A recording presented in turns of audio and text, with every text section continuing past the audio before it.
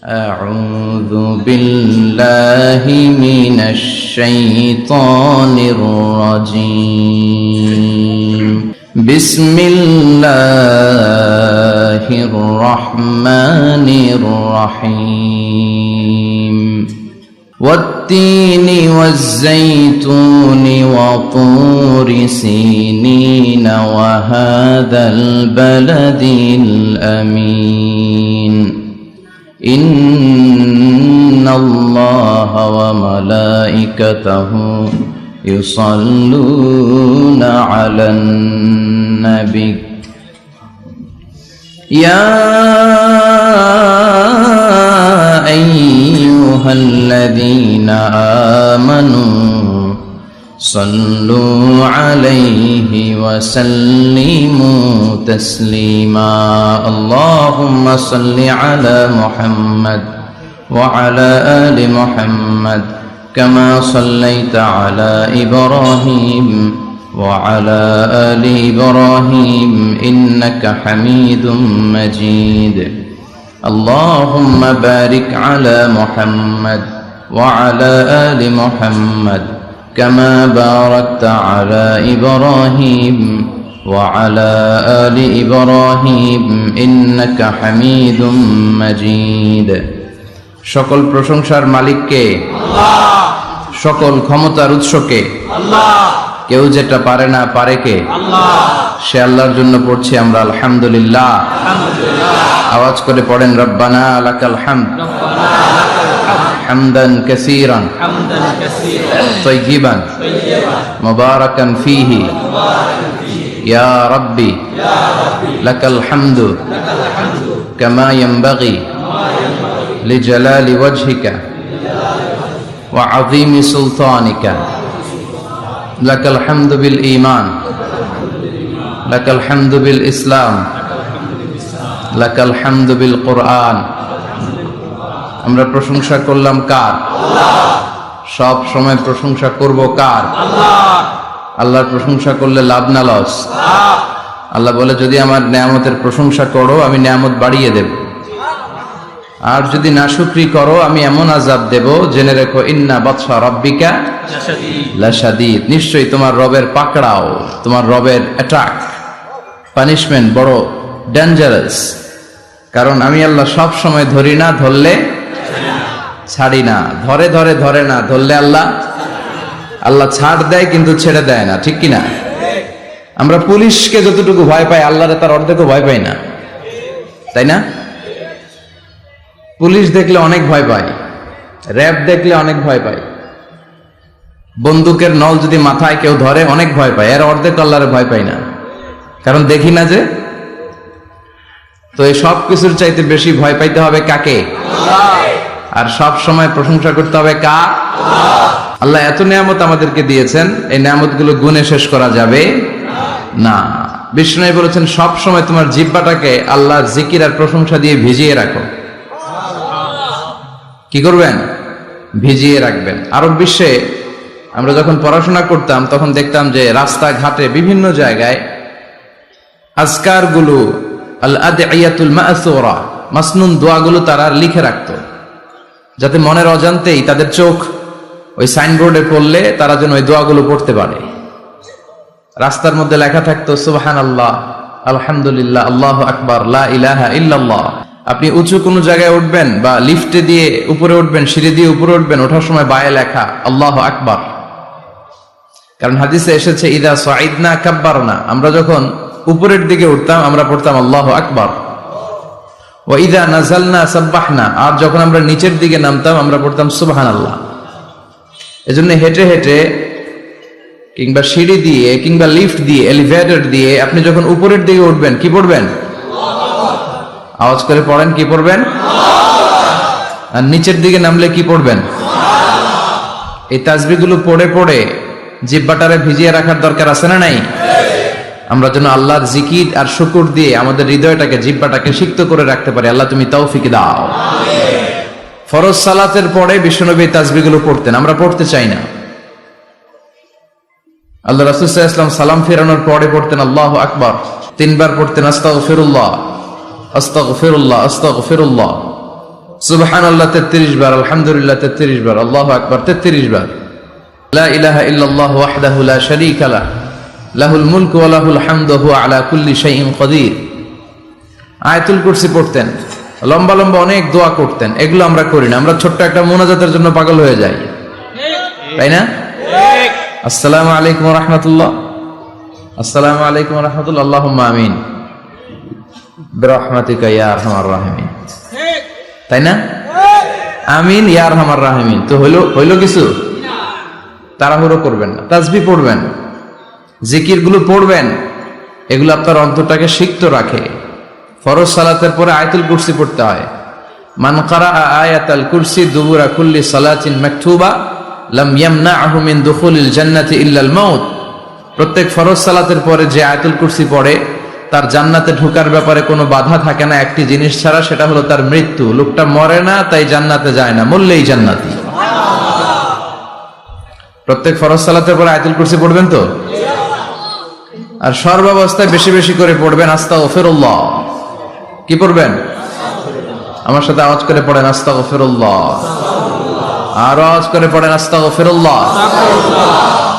বেশি বেশি যারা ইস্তেগফার করে তাদের 5টা লাভ। আওয়াজ করে বলতে হবে কয়টা? 5টা। নাম্বার 1, মান লাজিমাল ইস্তিগফার জাআলাল্লাহু লাহু মিন কুল্লি দীকিন মাখরাজা। যে সব সময় ইস্তেগফারের সাথে লাজিমা মানে লেগে থাকে, আঠার মতো। কিসের মতো? চুইংগাম খান না আপনারা? চুইংগাম যদি হাতের মধ্যে লাগান আঠার মতো লেগে থাকে না? বাচ্চারা আবার দুষ্টামি করে চুইংগাম খেয়ে আরেকজনের চুলের মধ্যে লাগাই দেয়, আছে না নাই? তখন সরিষার তেল দিয়ে ছুটাইতে হয়, তাই না? তো মান লাজিমাল ইস্তিগফার, যে ইস্তিগফারের সাথে আঠার মতো লেগে থাকে, সে 5টা জিনিস পায় জীবনে। চিল্লায় বলেন না কয়টা? 1 নাম্বার, জাআলাল্লাহু লাহু মিন কুল্লি দীকিন মাখরাজা। সব বিপদ থেকে তার উদ্ধার করে কে? আল্লাহ। আমাদের জীবনে বিপদ আপদ আছে না নাই? আছে। কম না বেশি? বেশি। কত বিপদ, কত ধরনের বিপদ।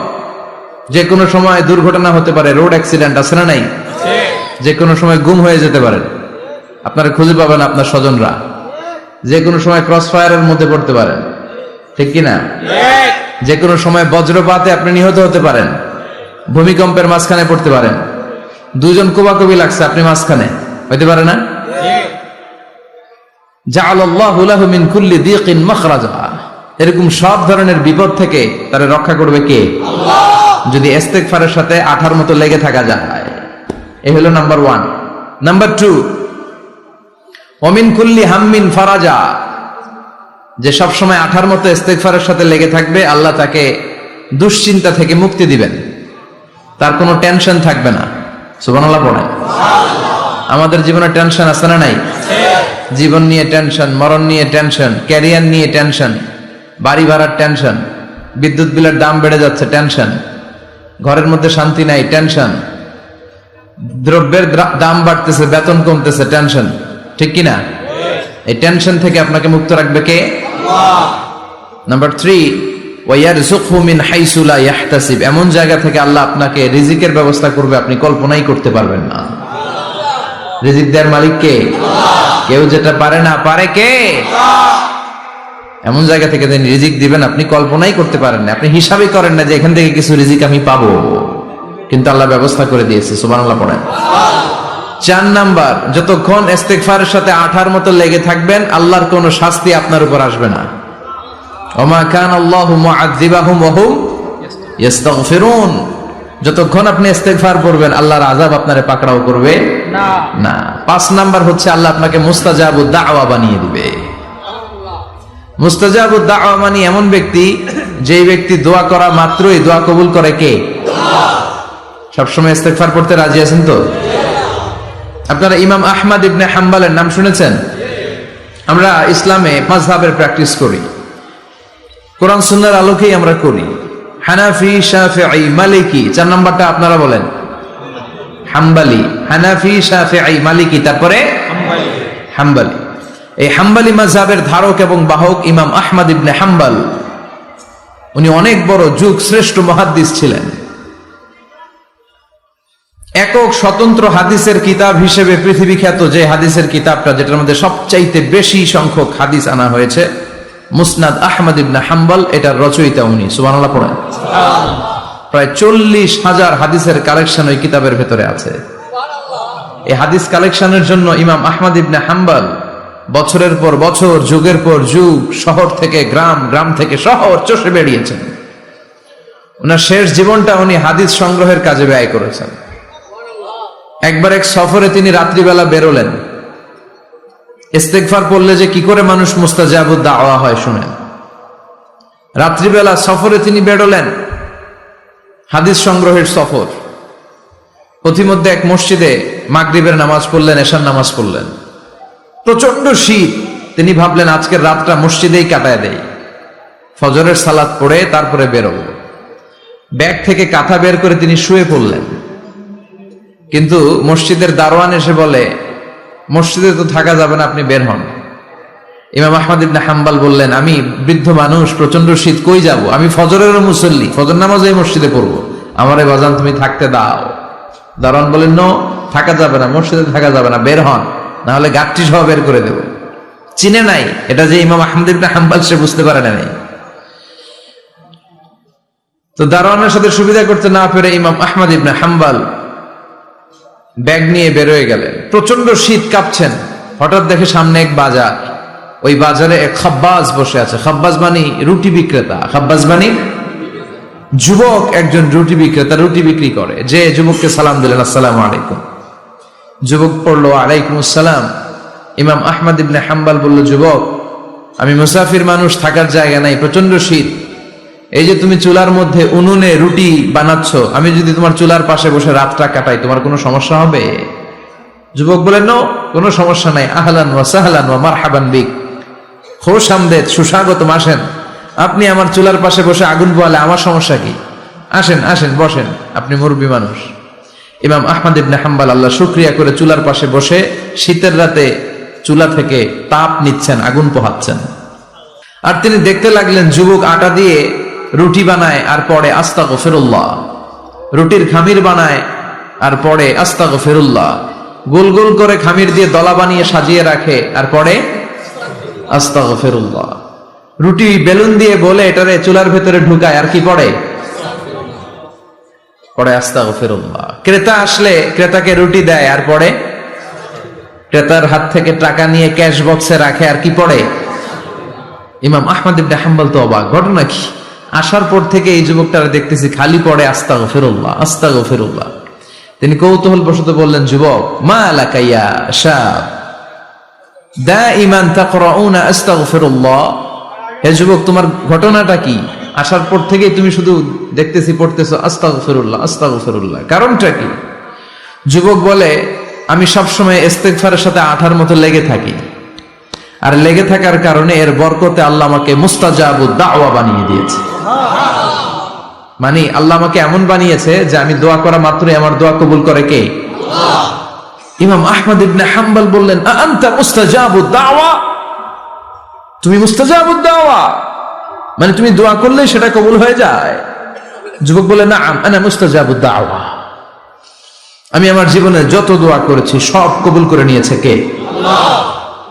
আমি মুস্তাজাবুদ দাওয়া, আমি দোয়া করতে দেরি, কবুল হতে সেটা দেরি হয় না। তবে আমার পুরো জীবনের সব দোয়া কবুল হলেও একটা দোয়া এখনো কবুল হয় নাই। এটা শুনে ইমাম আহমদ ইবনে হাম্বলের কৌতূহল, কিউরিসিটি আরো বেড়ে গেল। তিনি বললেন, তোমার জীবনে সব দোয়া কবুল হয়েছে, একটা দোয়া কবুল হয় নাই, কি সেই দোয়া আমারে বলো? যুবক বলে, আমার জীবনে যে দোয়াটা কবুল হয় নাই সেটা হচ্ছে, আমি আল্লাহর কাছে দোয়া করে বলেছিলাম, আল্লাহ, শুনেছি এই জামানার সবচেয়ে বড় মুহাদ্দিসের নাম হচ্ছে ইমাম আহমদ ইবনে হাম্বল, আমি যেন ওই ইমাম আহমদ ইবনে হাম্বলের কপালে একটা চুমু দিয়ে মরতে পারি, তুমি তৌফিক দিও। ইমাম আহমদ ইবনে হাম্বল নিজেকে আর ধরে রাখতে পারলেন না, চোখের পানি ছেড়ে দিলেন, যুবককে জড়িয়ে ধরলেন আর বললেন, ইয়া শাব, আহমদ ইবনে হাম্বলের কপালে চুমু দেওয়ার জন্য আহমদ ইবনে হাম্বলের দরবারে তোমার যাওয়ার দরকার নাই, আহমদ ইবনে হাম্বল নিজেই তোমার দরবারে ছুটে এসেছে। আনাল আহমদ ইবনে হাম্বল, আমি নিজেই আহমদ ইবনে হাম্বল। চিল্লায় পড়েন আল্লাহু আকবার। যুবকটি চিৎকার মেরে সাইয়েদনা আহমদ ইবনে হাম্বলকে জড়িয়ে ধরল। আহমদ ইবনে হাম্বলের হাতে হাত রেখে মুসাফা করলো। আহমদ ইবনে হাম্বলের কপালে একটা চুমু এঁকে দিল। আর বলল, ইয়া আহমদ ইবনে হাম্বাল, এই ইস্তেগফারের কারণে আমার জীবনের সব দোয়াই কবুল হয়ে গিয়েছে। আপনি সব সময় যদি ইস্তেগফারের সাথে লেগে থাকেন, আপনারে মুস্তাজাবুদ দাওয়া বানাবে কে? আল্লাহ। এজন্য অবসরে যখন কোনো কাজ থাকে না, বেশি বেশি ইস্তেগফার পড়া যাবে না? ইস্তেগফারের সাথে আঠার মতো লেগে থাকা যাবে না? আওয়াজ করে পড়েন আস্তাগফিরুল্লাহ। আরো জোরে পড়েন আস্তাগফিরুল্লাহ। আরো জোরে পড়েন আস্তাগফিরুল্লাহ। আল্লাহ আমাদের ইস্তেগফার তুমি কবুল করো। আরো জোরে পড়ি আমিন। আসলে আমরা আল্লাহর নামের 3টা তাকবীর পড়বো। 3টা তাকবীর পড়ে আমরা কোরআনের তাফসীরের দিকে যাব। আমি পড়বো লিল্লাহি তাকবীর, আপনারা পড়বেন আল্লাহু আকবার। আওয়াজ করে পড়তে হবে। আল্লাহ বলেছেন রাব্বাকা ফাকাব্বির, তোমার রবের নামের বড়ত্বের ঘোষণা দাও। আমার সাথে সাথে পড়েন আল্লাহু আকবার, আল্লাহু আকবার, আল্লাহু আকবার। 2 দিন ব্যাপী 34তম ওয়াজ ও দোয়ার মাহফিল, শিকারপুর দারুল কোরআন জিলানিয়া সিনিয়র মাদ্রাসা। যারা এখানে কথা বলেছে তাদের কথাগুলো যেন আল্লাহ আমরা আমল করতে পারি, তৌফিক দাও। এই মাদ্রাসাকে তুমি হেদায়েতের মার্কাজ হিসেবে কবুল করো। এই মাদ্রাসার গভর্নিং বডিতে যারা আছে, অভিভাবক মণ্ডলীর সদস্য যারা আছেন, এই মাদ্রাসাকে যারা ভালোবাসেন, যারা মাদ্রাসার জন্য কাজ করেন, ভালো চিন্তা করেন, আল্লাহ সবাইকে তুমি কবুল করো। আসুন আমরা সরাসরি কোরআন থেকে কিছু কথা শুনি। আমি শারীরিকভাবে আজকে একটু অসুস্থ। আমি আল্লাহর কাছে সুস্থতা কামনা করছি যে অল্প কিছুক্ষণ যেন কোরআন থেকে কিছু কথা আপনাদেরকে শোনাতে পারি, এবং আপনাদের কাছে দোয়া চাই যেন আজকের এই শেষ রজনীতে আমরা এমন কিছু কথা শুনতে পারি যে কথাগুলো আমাদের দুনিয়া এবং আখিরাতে কল্যাণকর হবে, নাজাতের ওসিলা হবে। আমরা পড়ি আমিন। অনেক লম্বা একটা সফর দিয়ে এসেছি। এই শীতের সিজনে সফরে সফরে আমাদের দিন কেটে যায়। Life passes and time flies, সময় চলে যায়, জীবন কেটে যায়। তো এই সফরগুলো যেন আল্লাহ ইসলামের জন্য কবুল করে।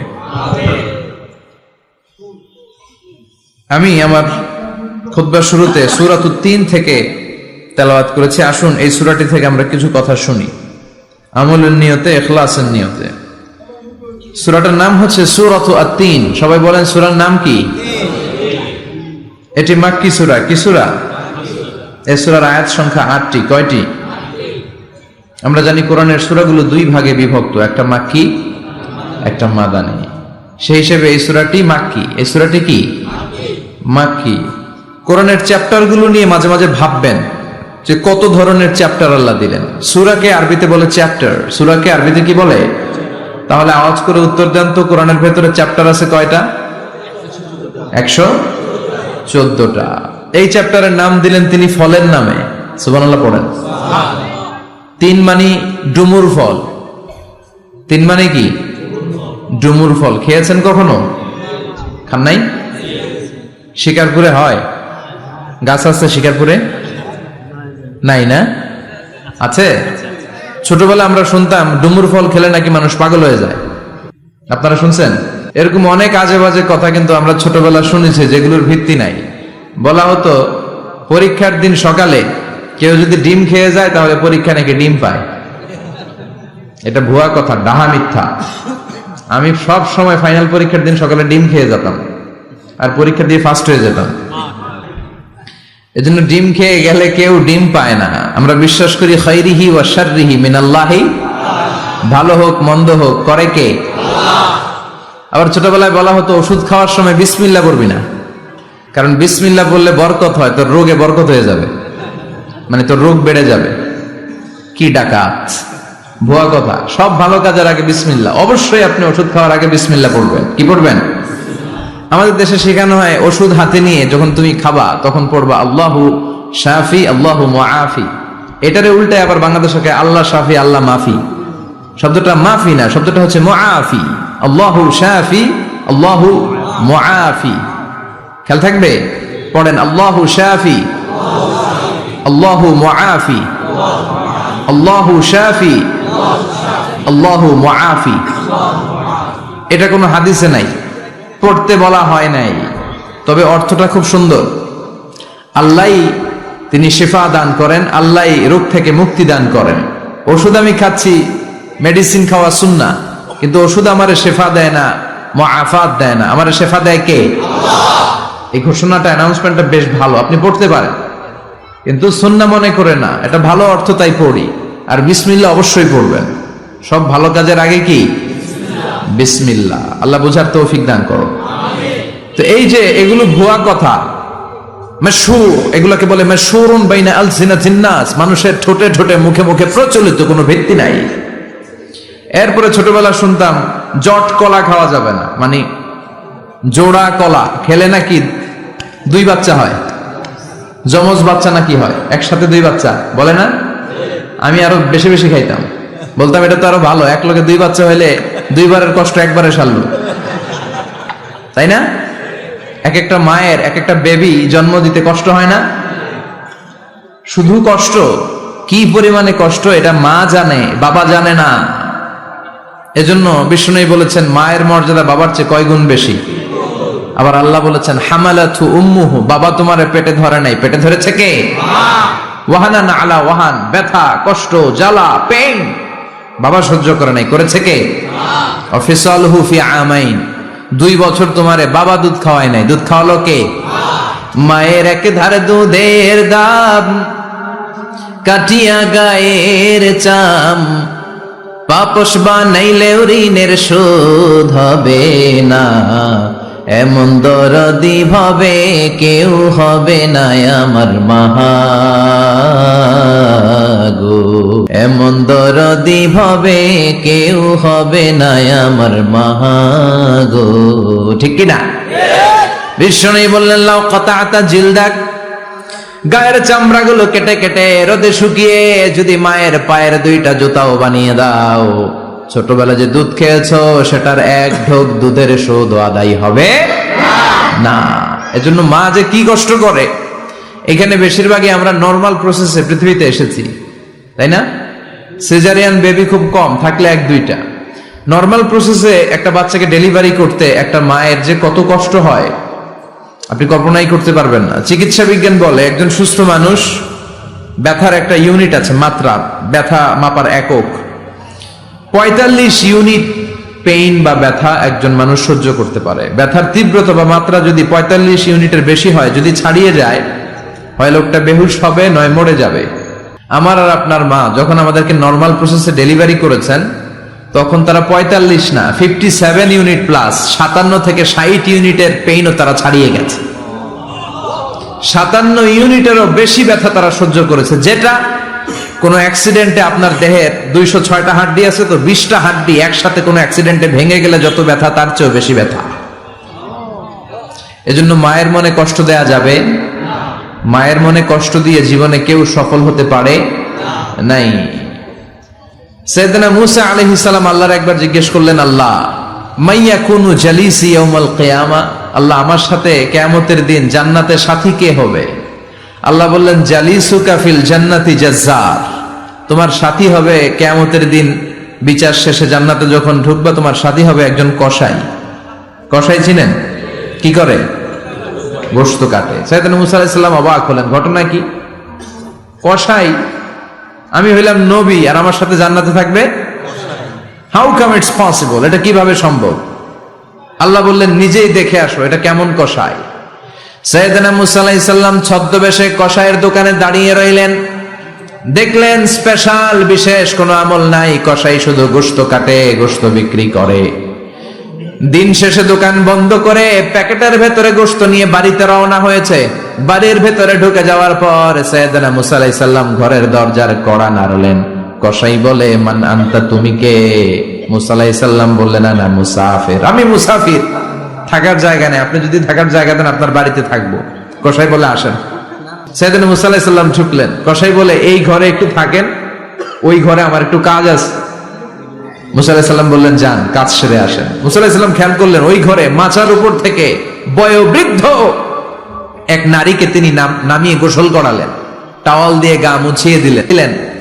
এরপর দোকান থেকে আনা সুন্দর গোশতের টুকরাটারে নিজ হাতে কেটে রান্না করলেন। তারপর রুটি বানালেন, আর গোশত আর রুটি হাতে নিয়ে ওই মহিলার মুখে তুলে দিচ্ছেন। মহিলা খাচ্ছে, খায় আর বিড়বিড় করে কি যেন দোয়া পড়ে।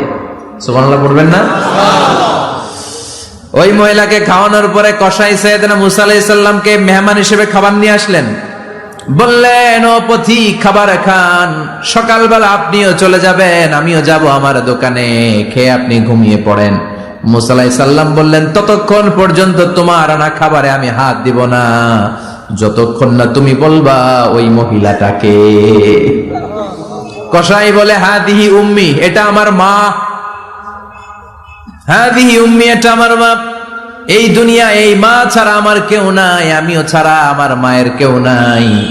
তাই প্রতিদিন দোকানের কাজ শেষ করে গোশত এনে রান্না করে আমার মারে আমি খাওয়াই। হাদিহি উম্মি, এটা আমার জনম দুঃখিনী মা। সাইয়েদনা মুসা আলাইহিস সালাম, বুঝলাম তোমার মা, কিন্তু তুমি যখন রুটি তোমার মায়ের মুখের ভেতরে তুলে দিচ্ছিলে, তোমার মা বিড়বিড় করে কি যেন পড়লো, কি পড়ে তোমার মা? কসাই বলে, আমার মায়ের একটা পাগলা দোয়া আছে। কি দোয়া? আমি জানি কশিন কালেও এই দোয়া কবুল হবে না। আবেগের বশবর্তী হয়ে প্রতিদিন আমার মা আমার খেদমতে আমার উপর এত সন্তুষ্ট হয়ে যায়, এত খুশি হয়ে যায়। আমার মা প্রতিদিন বলতে থাকে, আল্লাহুম্মা জাআল ইবনি জালিসা মুসা ইয়াউমাল কিয়ামা। ও আল্লাহ, আমার ছেলের খেদমতে আমি এত সন্তুষ্ট, আমার ছেলের উপর আমি এতটাই রাজি খুশি। শুনেছি এই জামানার সবচাইতে বড় পয়গম্বর, বনি ইসরাইলের সবচাইতে বড় নবী, ওই নবীর নাম নাকি মুসা। ও আল্লাহ, আমি এত কিছু জানি না, এত কিছু বুঝি না, এত কিছু চাই না, তোমার দরবারে শুধু একটাই চাওয়া, একটাই ফরিয়াদ, তুমি আমার ছেলেরে কিয়ামতের দিন মুসার সাথে হাসর নসিব করে দিও। আমার ছেলে কসাই ছেলেটারে তুমি মুসার জান্নাতের সাথী বানিয়ে দিও। আল্লাহুম্মা জাআল ইবনি জালিসা মুসা ইয়াউমাল কিয়ামা। জালিস মানে ফ্রেন্ড, বন্ধু। আল্লাহ, জান্নাতে আমার ছেলেরে তুমি মুসার বন্ধু বানিয়ে দিও। মুসা আলাইহিস সালাম এবার বুঝতে পারলেন। তিনি বললেন, ঘটনা তো এই জায়গায় এতক্ষণে বুঝতে পেরেছি, কেন আমার সাথে মুফাসসির যাবে না, হাফেজে কোরআন যাবে না, শহীদরা যাবে না, ওলিরা যাবে না, নবীরা যাবে না, আমার সাথে জান্নাতে যাবে কসাই। এটা মায়ের দোয়া। কার দোয়া? মায়ের দোয়ার দরকার আছে না নাই? অনেক পাওয়ারফুল মায়ের দোয়াটা। বুলেট মারলে বুলেট মিস হয়, মায়ের দোয়া মিস হয়? ড্রোন হামলা করলে ড্রোন হামলা মিস হয়ে যেতে পারে, কিন্তু মায়ের দোয়া কশিনকালে মিস হয় না। চিল্লায় বলেন ঠিক কি না? মায়ের দোয়াটাও কবুল, বদদোয়াও কবুল। ভয়ঙ্কর কিন্তু। মা দোয়া করলে কবুল হয়, কিন্তু বদদোয়া করলে কবুল হয় না। এরকম হলে it was not a big deal, এটা বড় সমস্যা ছিল না। কিন্তু দোয়া করলেও যেমনি কবুল, বদদোয়াটাও কবুল। এজন্য খবর আছে না নাই? এজন্য মায়ের কাছ থেকে সবসময় দোয়া নিতে হবে। দোয়া নিতে রাজি আছেন? আমাদের সমাজে এরকম অনেক ধরনের কুসংস্কার। 2 কলা খেলে 2 বাচ্চা হয়, তাই না? আসলে কি কথাটা ঠিক? বাচ্চা একটা হবে না, 2টা হবে, ছেলে হবে না মেয়ে হবে, এটা কে দেয়? আবার অনেকের মাথার চুলের মধ্যে 2টা গিট থাকে, আছে না নাই? 2 গিট থাকলে কয় তোর 2 বিয়া, 3 গিট থাকলে 3 বিয়া, গিট নাই কয় তোর বিয়া নাই, আছে না নাই? এগুলো মুসলমান বিশ্বাস করতে পারে? মুসলমান বিশ্বাস করে একজনকে, তিনি কে? তো এই 3 ফল, এটা খেলে মানুষ পাগল হয়ে যায় না, এটা স্বাস্থ্যকর একটা খাবার। বাংলাদেশের 3 আর আরব দেশের 3 এর পার্থক্য আছে। আরব দেশের 3 খুব সুস্বাদু। তো এই 3 এর নামে আল্লাহ একটা সূরা দিলেন। সূরার নাম হচ্ছে সূরাতুত তিন। সূরার নাম? এরকম অনেক নামে আল্লাহ সূরা দিয়েছেন। খেয়াল করে দেখবেন, মানুষের নামে সূরা দিয়েছেন, সূরাতুল ইনসান, সূরাতুন নাস। আবার ইন্ডিভিজুয়াল 6 জন পুরুষ মানুষের নামে সূরা দিয়েছেন, 6 জন নবীর নামে, একজন ওলির নামে। সূরা হুদ, সূরা ইউসুফ, সূরা ইউনুস, সূরা মুহাম্মদ, সূরা ইব্রাহিম, সূরা নূহ, আছে না নাই? আবার সূরা লোকমান, আছে না নাই? মানুষের নামে সূরা, তাই না? তো 7 জন পুরুষের নামে সূরা, আর মাত্র 1 জন নারীর নামে আল্লাহ সূরা দিলেন। বলেন তো এই সূরাটার নাম কি? মারিয়াম। তো রেশিওটা কম হয়ে গেছে না? পুরুষ 7 জন, নারী 1 জন। নারীরা যাতে রাগ না করে, নারীদেরকে বুঝ দেওয়ার জন্য আল্লাহ সব নারীদের নামে আলাদা একটা সূরা দিলেন। সূরার নাম? তার মানে আল্লাহ নারীকে খুশি রাখতে চায়, বিশ্বনবীও নারীদেরকে খুশি রাখতে চায়। আমরা অনেকে বলে, হুজুর আপনি নারীদের পক্ষে কথা বলেন বেশি। আমি সবার পক্ষেই বলি, যার যেটা অধিকার তাকে সেটা দিতে হবে, ঠিক কিনা? নারীরা সম্মানিতা, তাদেরকে সম্মান দিতে হবে। বিশ্বনবী তাদেরকে সম্মান দিতেন। মা আয়েশাকে বিশ্বনবী সবসময় আগে সালাম দিতেন। সুবহানাল্লাহ পড়েন। খাদিজা রাদিয়াল্লাহু তাআলা আনহাকে আল্লাহ তাআলা আরশের উপর থেকে সালাম পাঠিয়েছেন। এজন্য নারীদেরকে সালাম দিবেন বেশি বেশি। ঘরে সুখ শান্তি নাই, অনেকে বলে ঘরটা নাকি জাহান্নামের টুকরা, কারণ সালাম নাই। সালাম মানে শান্তি, সালাম মানে কি? সালাম সালাম হাজার সালাম সকল শহীদ স্মরণে, আমার হৃদয় রেখে যেতে চাই তাদের স্মৃতির চরণে। পড়েন আমিন। সালাম মানে চিল্লায় বলেন। জান্নাতীরা যখন জান্নাতে ঢুকবে, ফেরেশতারা জান্নাতীদেরকে কি বলবে? সালাম, শান্তি। Enter the paradise with peace and security. শান্তি এবং নিরাপত্তার সাথে জান্নাতে ঢুকে যান। এজন্য ঘরটারে শান্তিময় বানাতে চাইলে সালাম দিতে হবে। কি দিতে হবে? আজ থেকে স্ত্রীকে সালাম দিবেন তো ইনশাআল্লাহ। পড়েন। আমার মাইকের আওয়াজ যদি বোনদের কানে যায়, মাদের কানে যায়, আপনাদেরও বলি, আপনারাও আগে আগে সালাম দিবেন। এই দৃশ্য বাচ্চারা দেখলে বাচ্চারাও সালাম শিখবে, ঠিক কিনা? মা খাদিজার ব্যাপারে আল্লাহ বলেছেন, জিব্রাইল তুমি যে খাদিজারে আমার পক্ষ থেকে সালাম দিয়ে দাও, আর খাদিজারে বলে দাও জান্নাতে খাদিজার জন্য এমন ঘর আমি প্রিপেয়ার করে রেখেছি যেই ঘরের ভিতরে কোনো নয়েজ নাই, কোনো আওয়াজ নাই, কোনো ডিস্টার্ব নাই, আছে শান্তি। সুবহানাল্লাহ। কারণ বিশ্বনবীর জন্য খাদিজা নিজের ঘরটার এরকম নয়েজহীন, কোলাহল মুক্ত, শান্তিময় করে রেখেছিলেন। বিশ্বনবী কোলাহল পূর্ণ দাওয়াতি কাজ শেষ করে যখন ঘরে যেতেন, কলিজাটা ঠান্ডা হয়ে যেত। বিশ্বনবীর জন্য এমন একটা ঘর রেখেছিলেন মা খাদিজা, ওই ঘরে বিশ্বনবী যখন প্রবেশ করতেন, বাইরে যত মারপিট হয়েছে, মারামারি হয়েছে, কাফেরদের যত অত্যাচার সহ্য করেছে, ঘরে ঢোকার সাথে সাথে নবী সব ভুলে যেতে। এত মায়া, শান্তি, প্রশান্তির ঘর খাদিজা বানিয়েছিল। এজন্য আল্লাহ বলেছে, জিব্রাইল খাদিজারে বলো খাদিজার জন্য এমন জান্নাত আমি রেখেছি যে জান্নাতে কোনো সাউন্ড নাই, আওয়াজ নাই, ডিস্টার্ব নাই, কোলাহল নাই, কোনো নয়েজ নাই। চিল্লায় পড়েন আল্লাহু আকবার। এজন্য মায়েরা খাদিজার জীবনী থেকে শিক্ষা, স্বামীর জন্য ঘরটারে প্রশান্তিপূর্ণ করে রাখবেন। প্রশান্তির একটা জায়গা যেন হয়। কানের কাছে এসে বেশি বেশি ঘ্যান ঘ্যান করেন না। ঘরে ঢুকলে চাল নাই, ডাল নাই, এটা লাগবে, ওইটা লাগবে, ছেলের ওইটা লাগবে। আস্তে আস্তে অনেক স্বামী হার্ট অ্যাটাক করে স্ত্রীর কারণে, জানেন ঠিক কিনা? ওই কয় ঠিক, সবাই ভুক্তভোগী। কমন পড়ে গেছে। দুই পক্ষেরই বললাম, স্বামীরাও সালাম দিবেন, স্ত্রীরাও দিবেন। সালাম মানে শান্তি। তো ঘরটারে শান্তি দিয়ে ভরে দিবে কে? আর একে অপরের প্রতি শ্রদ্ধাবোধ রাখবেন। তো নারীদেরকে খুশি করার জন্য আল্লাহ সূরা দিলেন, সূরাতুন নিসা। প্রাণীদের নামে অনেক সূরা আছে। সূরাতুল বাকারা আছে না নাই? বাকারা মানে কি? গাভী। গাভীর দুধ খাবেন। বিষ্ণু বলেছেন, গরুর গোশত খেয়েও কম, দুধ খেয়েও বেশি। আলাইকুম বিআলবানিল বাকার, তোমাদের উচিত গরুর দুধ খাওয়া। ফাইন্নাহা তুরাম্মু মিনাল আশজার, কেননা গরুর দুধ এটা হচ্ছে সবুজ ঘাস আর পাতার নির্যাস। ফি লাবানিহা শিফা, গরুর দুধে আছে শিফা। ও ফি লুহুমিহা দা, গরুর গোশতে আছে রোগ। গোশতে আছে কি? গরুর গোশত খাইলে রোগ বাড়ে না?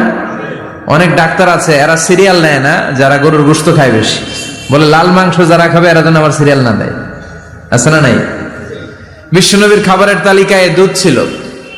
বিশ্বনবী বলতেন বেশি বেশি দুধ খেও। এবং বিশ্বনবী বলেছেন মায়েরা যেন তাদের বাচ্চাদেরকে দুধ খাওয়ায়।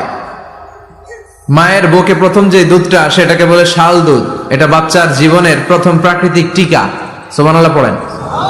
আমরা কত টাকা দিয়ে দামি দামি টিকা দেই, কিন্তু প্রথম টিকাটা আল্লাহ ফ্রি দিয়েছেন। সুবহানাল্লাহ পড়েন।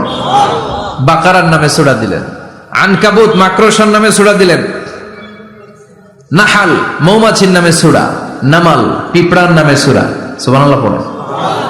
এইভাবে আপনি খুঁজলে কোরআনের চ্যাপ্টার গুলো যে কত সুন্দর সুন্দর নাম দিয়ে আল্লাহ দিয়েছেন, তারই ধারাবাহিকতায় আজকের সূরাটির নাম দিয়েছেন আল্লাহ একটা ফলের নামে। কিসের নামে? তিন ফলের নামে। সূরার নাম কি? সাইয়েদনা বারা ইবনে আযিব রাদিয়াল্লাহু তাআলা আনহু বর্ণনা করেন, বুখারীর বর্ণনা। তিনি বলেন, সামি'তু রাসূলুল্লাহ ইয়াকরাউ সূরাতাত তিন ফি সালাতিল ইশা। আমি বারা ইবনে আযিব রাদিয়াল্লাহু তাআলা আনহু এশার নামাজে বিশ্ব নবীকে সূরাতুত তিন তেলাওয়াত করতে শুনেছি। কোন নামাজে? কোন সূরা পড়তেন? কোন নামাজে? কোন সূরা? মনে থাকবে? পড়বেন তো? তিনি বলেছেন এশার নামাজে আমি বিশ্বনবীকে সূরাতুত তিন তেলাওয়াত করতে শুনেছি। ফামা সামি'তু আহসানা সাউতিন মিন সাউতি রাসূলিল্লাহ, আল্লাহ রাসূলের কণ্ঠের চাইতে এত মধুর কণ্ঠ আমার জীবনে শুনি নাই।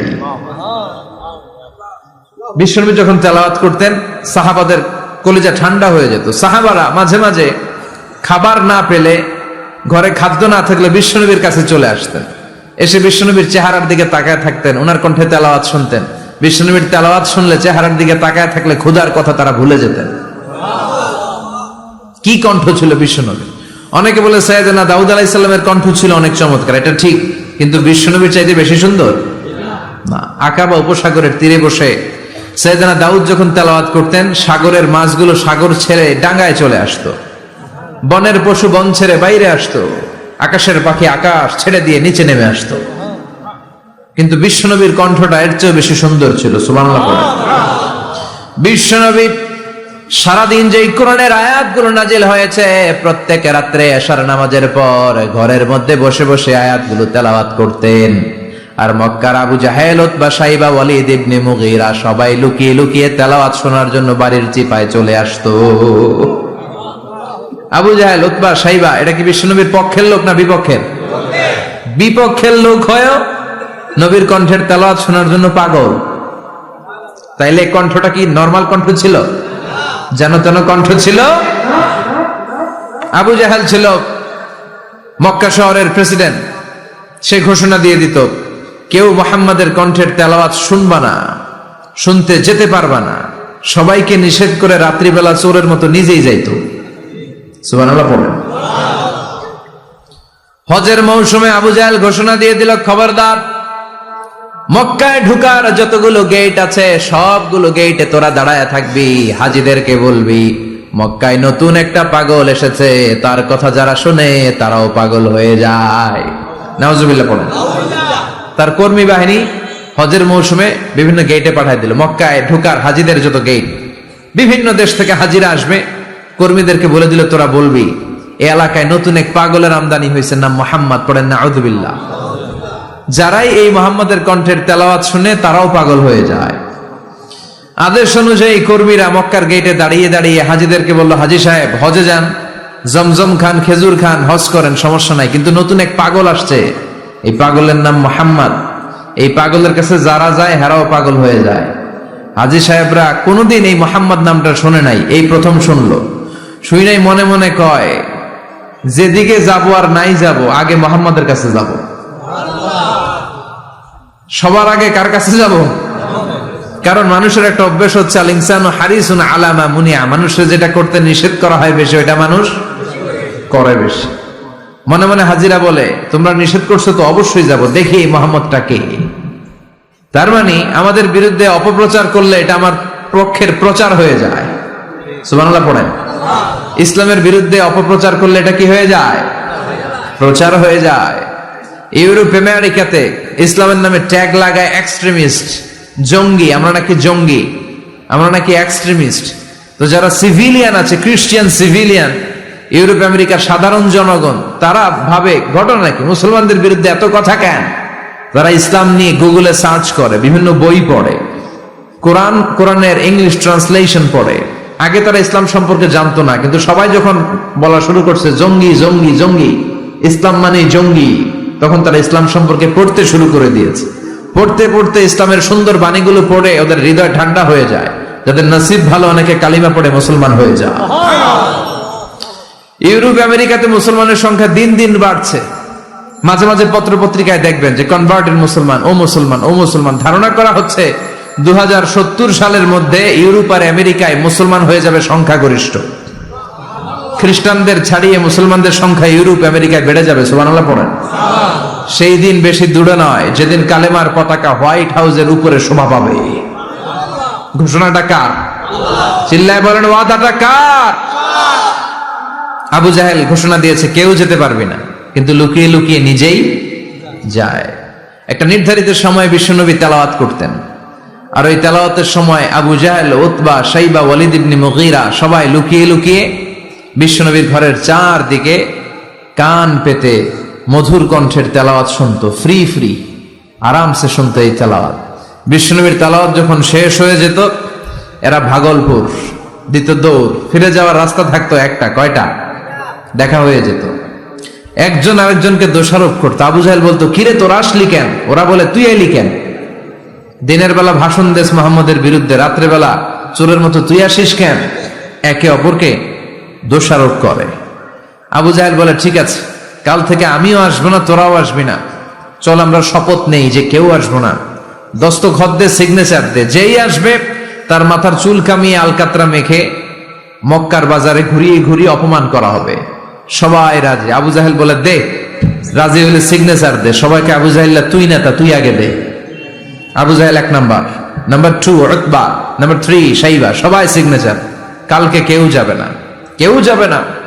দিন গড়িয়ে রাত আসে। বিশ্বনবীর যখন তেলাওয়াত করার টাইম, ওই টাইমে আবু জাহেলের তেলাওয়াত শোনার প্যারা উঠছে। যারা সিরিয়াল দেখে, সিরিয়াল দেখার প্যারা আছে না একটা? 9টায় সিরিয়াল শুরু হবে, 8:30 থেকে প্যারা ওঠে। কথা কন, আমার সিরিয়াল শেষ হয়ে গেল, সব কাজ বাদ দে, তাড়াতাড়ি টিভির সামনে বস, আছে না নাই? আবু জাহেলেরও প্যারা উঠছে, তেলাওয়াত শোনার প্যারা। টসিং এন্ড টার্নিং, বিছানায় এপাশ ওপাশ করে, আর মনে মনে ভাবে, হায় রে, আর তো সময় নাই, এই তো শুরু হয়ে যাবে একটু পরে মোহাম্মদের তেলাওয়াত, না গেলে তো বড্ড মিস হয়ে যাবে। যাই যাই, আজকে যেরকম দস্তখত নিছি আর ধমক দিছি, কেউ যাবে না, আমি নিশ্চিত কেউ যাবে না, আমি একটু যাই। উতবা, শাইবা, ওয়ালিদ ইবনে মুগীরা প্রত্যেকেই প্রত্যেকের ঘর থেকে এই একই কথা ভাবছে যে আজকে তো যেই থ্রেড দিছে আবু জাহিল্লাহ, আজকে কেউ যাবে না, আমি একটু যাই। সুবহানাল্লাহ পড়ুন। আজকেও সবগুলো যে হাজির। বিশ্বনবী মন্ত্রমুগ্ধ করা সুরের ঝংকার তুলে তেলাওয়াত করছেন, আর সবগুলো মন্ত্রে মুগ্ধের মতো তেলাওয়াত শুনছে। বিশ্বনবীর তেলাওয়াত শেষ, সব দিছে দৌড়। ফিরে যাওয়ার রাস্তা কয়টা? আজকেও দেখা। আবু জাহিল্লাহকে, কিরে তোরা আইলি কেন? সবাইকে আবু জাহিল্লাহ, তুই আইলি কেন? একে অপরকে দোষারোপ করে। এই ঘটনাটা শোনানোর উদ্দেশ্য হচ্ছে, বিশ্বনবীর কণ্ঠটা যেন তেন কোনো কণ্ঠ ছিল না, এই কণ্ঠে সুরের ঝংকার ছিল, ঠিক কিনা? এজন্য সাইয়েদনা বারা ইবনে আযিব রাদিয়াল্লাহু তাআলা আনহু বুখারীর বর্ণনায় বললেন, ফামা সামি'তু আহসানা সাওতান মিন সাওতি রাসূলিল্লাহ, বিশ্বনবীর কণ্ঠের চাইতে এরকম সুরেলা কণ্ঠ আমার জীবনেও আমি শুনি নাই। আর বিশ্বনবীকে এই সূরাটা কোন নামাজে পড়তে শুনছে?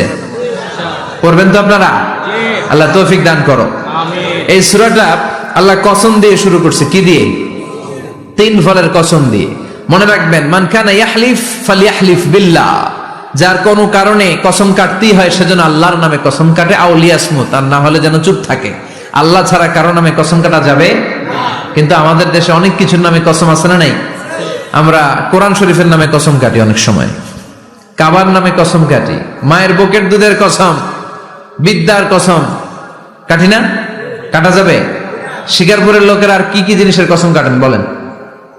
হ্যাঁ, মায়ের কসম না, মায়ের কসম কাটা যাবে না। আর কি কি জিনিসের কসম কাটেন বলেন? আল্লাহর কসম কাটা যাবে। আর মাজারের কসম খাইছি না, মাজারের কসম কাটা যাবে। আর কিসের কসম কাটে এই দেশে? বইয়ের কসম না, বইয়ের কসম কাটা যাবে না। আর আছে? হ্যাঁ, আল্লাহ ছাড়া কারো নামে কসম কাটা যাবে না। কিন্তু আল্লাহ চাইলে সবকিছুর নামে কসম কাটতে পারেন। চিল্লায় কোন সুবহানাল্লাহ।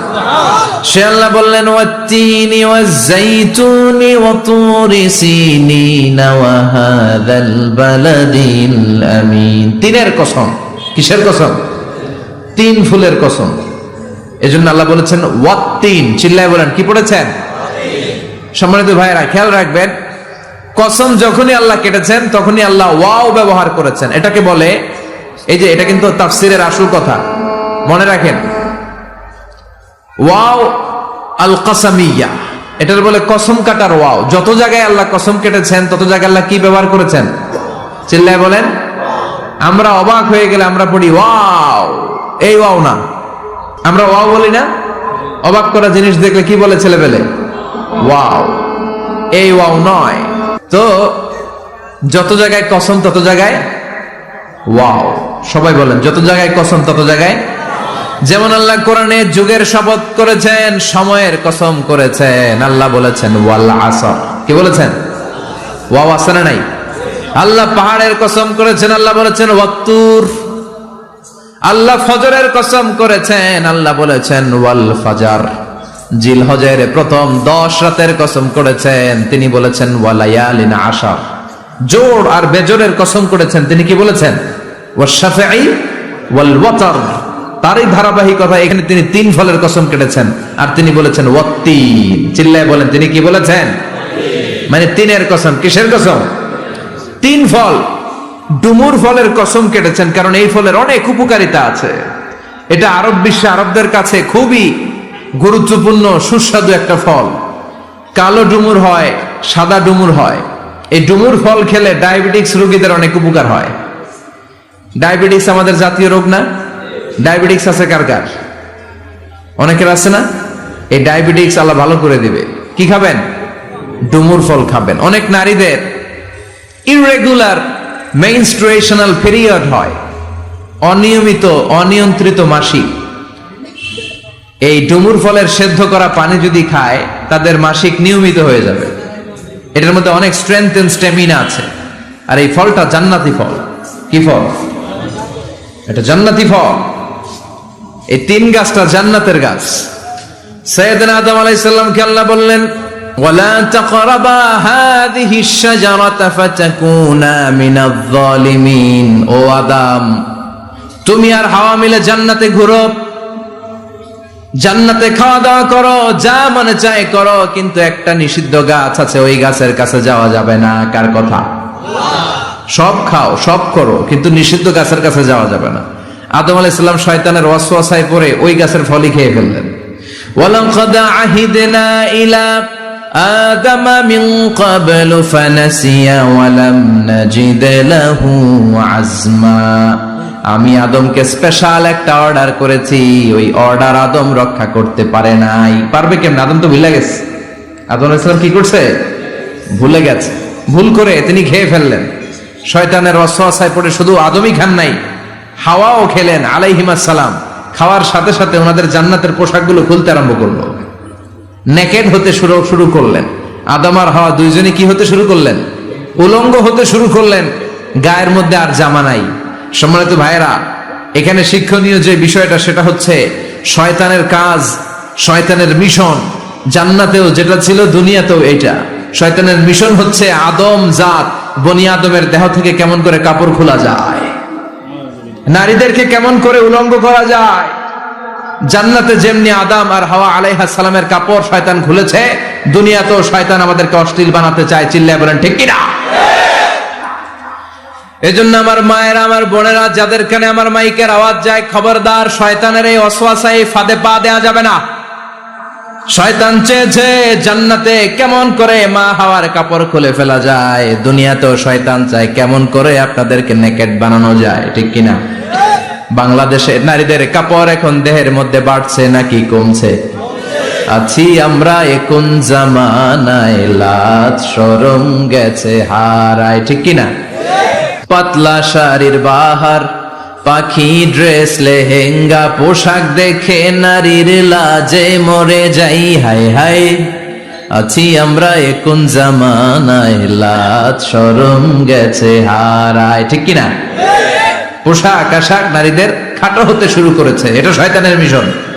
এজন্য মায়েরা বোনেরা খবরদার, পোশাককে ছোট করবেন না, খাটো করবেন না, হেজাব পরবেন। এই হেজাবকে ফরজ করেছে কে? এই হেজাব আপনার অধিকার, আপনার অধিকার আপনি বুঝে নেন। হেজাব আপনার অহংকার, এই হেজাব হচ্ছে আপনার আভিজাত্যের প্রতীক। চিল্লায় বলেন ঠিক কিনা? নারী অধিকারের যারা কথা বলে, নারী আন্দোলনের কথা যারা বলে, তাদের কথায় কান দিবেন না। এরা বক্তব্যের মঞ্চে উঠে নারীর অধিকারের কথা বলে, কিন্তু তাদের ঘরেই নারীরা বেশি নির্যাতিতা, তাদের ঘরের কাজের মেয়েগুলাই বেশি নির্যাতিতা। চিল্লায় কোন ঠিক কিনা? তারাই লোহা গরম করে কাজের মেয়েগুলোর পিঠে ছ্যাক দেয়, তারাই সুযোগ পেলে ধর্ষণে সেঞ্চুরি করতে দ্বিধাবোধ করে না। চিল্লায় কোন ঠিক কিনা? শয়তানের মিশন জান্নাতে ছিল যেটা, দুনিয়াতেও এটা। পোশাক কি করে আলাদা করা যায়, এই জন্য হেজাব যেন আমরা ভুলে না যাই। হেজাব আপনার আভিজাত্যের প্রতীক, আপনার সৌন্দর্য, আপনার সম্ভ্রম, আপনার স্ট্যাটাস তো আপনার হেজাবের মধ্যে শোভা পায়। ঠিক কিনা? কিন্তু দিনকে দিন পোশাক ছোট হতে শুরু করেছে। নতুন নতুন অনেক পোশাক বেরোয় নারীদের। কি পোশাক আছে বলেন তো একটা? হ্যাঁ, পাখি। আর কি আছে? লেহেঙ্গা আর কিরণমালা। আর এগুলো পড়বেন না, হেজাব পড়বেন। হেজাবে একটা নারীকে যত সুন্দর, রূপবতী, গুণবতী, সুস্নিগ্ধা লাগে, অন্য কোন পোশাকে লাগে? আল্লাহ আমাদেরকে বোঝার তৌফিক দান করুন।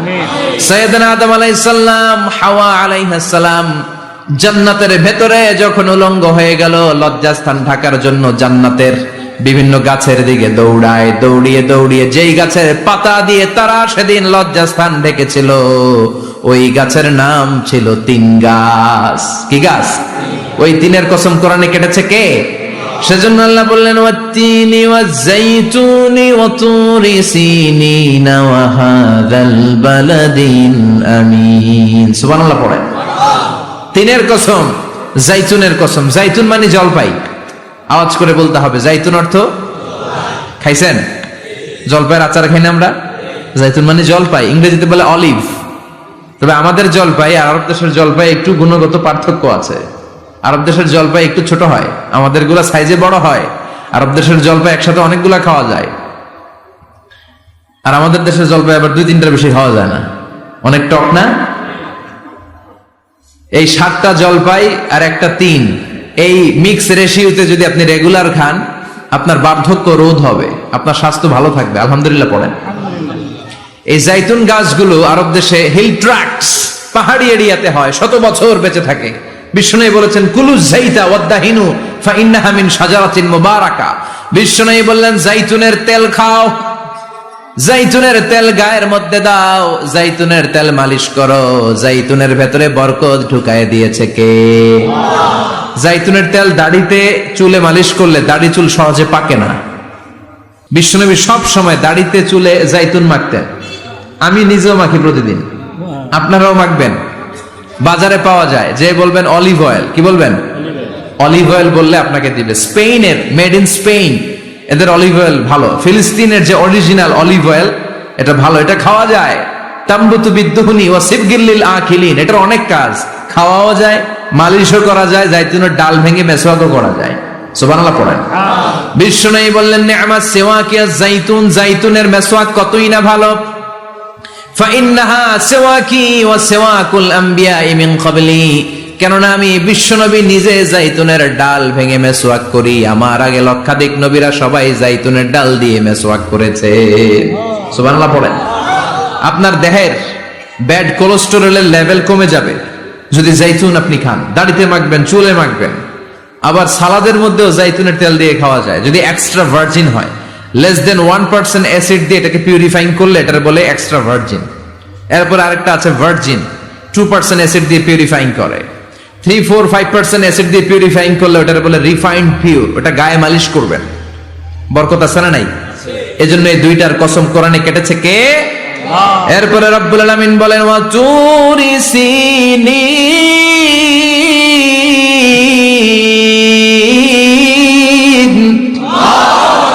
আমি তিন আর জাইতুনের কসম যেমনি কোরআনের মধ্যে করলাম, সাথে সাথে তুর পাহাড়ের কসম কাটলাম।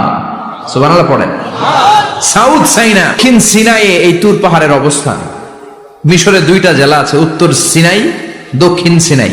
এই দক্ষিণ সিনাইতে 2285 মিটার উঁচু এই পাহাড়। সাইয়েদনা মুসা আলাইহিস সালাম এই পাহাড়ে উঠে কথা বলতেন কার সাথে? তাওরাতের মতো কিতাবকে আল্লাহ তাআলা কাঠের তক্তার মধ্যে লিখে এই পাহাড়ের উপর নাজিল করেছে। কাঠের তক্তা চিনেন? কাঠ দিয়ে মোটা মোটা তক্তা বানায় না? আল্লাহ নিজ হাতে তাওরাত লিখে এই কাঠের তক্তাগুলো সাইয়েদনা মুসা আলাইহিস সালামকে দিলেন, বললেন যাও, এটার মধ্যে হেদায়েত আছে, নূর আছে, বোরহান আছে, নিয়ে যাও, বনি ইসরাইলের কাছে দাওয়াতের বাণী পৌঁছে দাও, তুমি বার্তাবাহ, যাও। সাইয়েদনা মুসা আলাইহিস সালাম দেখলেন ছোট্ট ছোট্ট কিছু কাঠের ফলকার তক্তা, ভাবলেন কাঁধের মধ্যে তুলে নিয়ে যাই, এর চেয়েও কত ভারী ভারী জিনিস আমি মুসা কাঁধের মধ্যে তুলে বেড়াই। কিন্তু সাইয়েদনা মুসা আলাইহিস সালাম তক্তার মধ্যে হাত দিয়ে দেখে কাঁধে উঠাবে তো দূরের কথা, নাড়াতেই পারে না।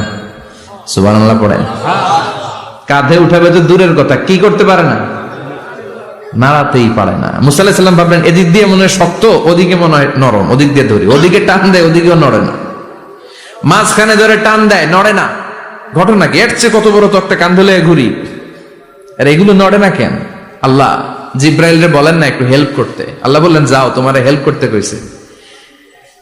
মুসা আলাইহিস সালাম বললেন ভাই জিব্রাইল তুমি এদিক দিয়ে ধরো, আমি ওদিক দিয়ে ধরি। আমরা এরকম ধরে বলি না মারো টান হেইয়ো, এই দুজনে হেইয়ো হেইয়ো শুরু করছে, কিন্তু তক্তা নড়ে না। মুসা আলাইহিস সালাম বললেন চলো পজিশন চেঞ্জ করি, তুমি এদিকে আমি ওদিকে, মারো টান আরো জোরে, কিন্তু তক্তা নড়ে না। মুসা আলাইহিস সালাম বললেন আল্লাহ জিব্রাইলের যে সঙ্গী ফেরেশতা 11 বলো না একটু হেল্প করতে। আল্লাহ বলে যাও হেল্প করে আসো। এবার সবাই মিলে মারো টান আরো জোরে, গায়ে যত জোর আছে মুসা আলাইহিস সালাম তক্তা ধরে টান দিলেন। টানের চোটে প্রত্যেকটা লোমকূপ দিয়ে ঘাম বেরোতে শুরু করেছে। এক একটা টানে কোমরের রক ছিঁড়ে যাওয়ার অবস্থা, কিন্তু তক্তা নড়ে। আল্লাহ ডেকে বললেন মুসা রক ছিঁড়ার দরকার নাই, আর ঘেমে অস্থির আর ঘর্মাক্ত হওয়ার দরকার নাই। আসলে তক্তার এত ওজন না, কিন্তু তক্তার মধ্যে যে বাণীগুলো আছে বাণীগুলো কার? এটা আমার বাণী রে মুসা, এগুলো আমার কথা, এগুলো আমার দেওয়া কিতাব, এগুলো সাধারণ দুনিয়ার বাণী নয়, সাধারণ কথা নয়। এই জিনিসটা বোঝাবার জন্য তক্তার ওজন আমি বাড়িয়ে দিয়েছি। এবার ফেরেশতার সাহায্যের দরকার নাই, নিজেই টান দাও দেখবা উঠাতে পারবা। সেদিন মুসা আলাইহিস সালাম এখন থেকে টান দিয়ে কাঁধে নেওয়া যায়, সুবহানাল্লাহ পড়ে। এই যে তুর পাহাড় তিনি মুসা আলাইহিস সালামকে দিয়েছিলেন, যে পাহাড়ের উপরে, পাহাড়টার নাম তাওরাত কিতাব যে তিনি দিয়েছিলেন, যে পাহাড়ের উপরে, পাহাড়টার নাম কি? তুর পাহাড়। বিশ্বনবী মেরাজে যখন গিয়েছিলেন সাইয়েদনা জিব্রাইল এই তুর পাহাড়ে বিশ্বনবীকে নামিয়ে বললেন অন্ধকার, ইয়া রাসূলুল্লাহ উদউল্লাহ, আল্লাহর কাছে দোয়া করেন। বিশ্বনবী বললেন জিব্রাইল দোয়া করলাম, কিন্তু কোন জায়গায় কোন পাহাড়ের উপরে আমারে নামালা? আমি তো এলাকা চিনি না, পাহাড় চিনি না, কোন পাহাড় এটা? সাইয়েদনা জিব্রাইল বললেন নবী হাদিহি জাবাল মুসা তুর সাইনা, এটা আপনার ভাই মুসার পাহাড়, তুর পাহাড়। সুবহানাল্লাহ। এটার চূড়ায় বিশ্বনবী দোয়া করেছেন। এবং ইয়াজুজ মাজুজের আক্রমণ থেকে বাঁচার জন্য ঈসা আলাইহিস সালাম কিয়ামতের আগে সব মুমিন বান্দাদেরকে নিয়ে তুর পাহাড়ের উপরে উঠবে। সুবহানাল্লাহ পড়ে।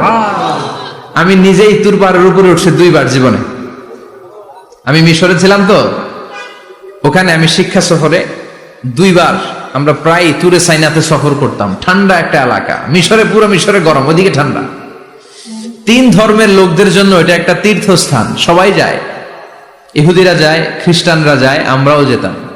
মাঝরাতে তুর পাহাড়ে উঠতে হয়, ফজরের সময় পৌঁছতে হয়, আবার 7টা-8টার দিকে ব্যাক করতে হয়। 10টা-11টার পরে সূর্যের তাপে পাথরের পাহাড় এত গরম হয় ওখানে কোনো মানুষ দাঁড়িয়ে থাকতে পারে না। আমরা উঠতেছি কাঁধের মধ্যে ব্যাগ নিয়ে, খ্রিস্টানরা উঠতেছে, ইহুদিরা উঠতেছে। ওটার উপরে খ্রিস্টানদের একটা চার্চ আছে, গির্জা, ইহুদিদের আছে একটা ছোট্ট সিনাগগ। ইহুদিরা যে জায়গায় নামাজ পড়ে ওটারে কি বলে? সিনাগগ। খ্রিস্টানরা যেটাতে নামাজ পড়ে ওটারে বলে চার্চ, গির্জা। আর আমরা যেটাতে নামাজ পড়ি মসজিদ। আমাদের একটা মসজিদ আছে ছোট। ফজরের সময় উঠলাম, উঠে তাকিয়ে দেখি সূর্য কিরণে পুরো তুর পাহাড়ের সিলসিলাতুল জিবাল, পাহাড়ি রেঞ্জ ঝিকিমিকি আলোতে সূর্যের কিরণে চমৎকার এক আভা, রক্তিম আভা ধারণ করেছে। সবাই মিলে আল্লাহর কাছে দোয়া করলাম। এই তুর পাহাড়ের কসম কেটেছে কে? রব্বুল আলামিন বলেন ওয়াত-তিনি ওয়াজ-যাইতুনি ওয়া তুরি সিনিনা ওয়া হাযাল বালাদিল আমিন। তিনের কসম, যাইতুনের কসম, তুর পাহাড়ের কসম, আর এই নিরাপদ শহরের কসম। এই নিরাপদ শহর দ্বারা উদ্দেশ্য হচ্ছে মক্কাতুল মুকাররমা। নিরাপদ শহর দ্বারা কোন শহর উদ্দেশ্য? মক্কা। যে মক্কার আগের নাম ছিল বাক্কা। মক্কার আগের নাম সবাই বলেন বাক্কা। মক্কার নামে আল্লাহ কোরআন একটা সূরা দিয়েছে, সূরার নাম সূরাতুল বালাদ। লা উকসিমু বিহাযাল বালাদ ওয়া আনতা হিল্লুম বিহাযাল বালাদ। সুবহানাল্লাহ পড়ে। আবার এই শহরের নাম দিলেন আল্লাহ উম্মুল কুরা, জনপদ সমূহের মা। এই শহরের মধ্যে যারা এই প্রবেশ করবে নিরাপত্তা দিবে কে? আবার এই শহরের মাঝখানে আল্লাহ এমন একটা ঘর তৈরি করেছে, গোটা বিশ্বের সব মুসলমান ওই ঘরের দিকে মাথা নুইয়ে সিজদায় লুটিয়ে পড়ে। সুবহানাল্লাহ পড়েন। ইন্না আউওয়ালা বাইতি উদিআ লিন-নাস লাল্লাযী বিবাক্কাতা মুবারাক। এই কাবা ঘরকে কেন্দ্র করে প্রতিদিন 120টা রহমত নাজিল হয়। চিল্লায় বলেন তো কয়টা? 60 লিত-তাইফিন, 60টা রহমত যারা তাওয়াফ করে তাদের জন্য। 40 লিল মুসাল্লিন, 40টা রহমত যারা নামাজ পড়ে তাদের জন্য। 60 আর 40 কত? বাকি আছে কয়টা? ওয়াল 20 লিন নাযিরিনা ইলাল কাবা, বাকি 20টা রহমত যারা তাওয়াফও করে না, নামাজও পড়ে না, শুধু কাবার দিকে তাকিয়ে থাকে। সুবহানাল্লাহ পড়েন। আবার কাবার 4টা কর্নার আছে, একটা কর্নারের ভেতরে একটা পাথর আছে, এটাকে বলে ব্ল্যাক স্টোন কর্নার, হাজরে আসওয়াদের পাথর। এই পাথরে যেই চুমো দেয়, পাথর ওই চুমোদানকারীর জীবনের সব গুনাহ টেনে শুষে সব নিয়ে যায়। কিয়ামতের দিন আল্লাহ হাজরে আসওয়াদের 2টা ঠোঁট দিবেন, 2টা চোখ দিবেন, আর দাঁড় করিয়ে দিবেন। আল্লাহর সামনে দাঁড়িয়ে দাঁড়িয়ে হাজরে আসওয়াদ সুপারিশ করবে, আল্লাহর কাছে বলবে, আল্লাহ এই লোকটা আমারে চুমু দিয়েছে, তার জন্য জাহান্নামের আগুন হারাম করে দাও। এই হাজরে আসওয়াদ পাথরের জন্য আমরা চুমু দিতে পারি, আল্লাহ তৌফিক দাও। জোরে পড়েন আমিন। এই নিরাপদ শহরের কসম, শহরটার নাম মক্কা। চিল্লায় বলেন শহরটার নাম। এটার মাঝখানে একটা ঘর আছে, আল কাবা আল মুশাররাফা। লক্ষ লক্ষ মানুষ এই কাবা কেন্দ্রিক প্রতিদিন ছুটতে থাকে। আল্লাহ বলেছেন এটা মাসাবাতান লিন্নাস, মানুষের মিলন কেন্দ্র। লক্ষ লক্ষ মানুষ এই কাবাকে ঘিরে নামাজ পড়ে। প্রতিটা জুমার দিন 10 লাখেরও মোর দেন 1 মিলিয়ন মুসল্লি কাবার চারদিকে জুমার সালাত আদায় করে। সুবহানাল্লাহ পড়েন। আজান হওয়া মাত্রই মৌমাছির মতো মানুষগুলো ছুটতে থাকে। কাবার আজান শুনেছেন? আল্লাহু আকবার, আল্লাহু আকবার,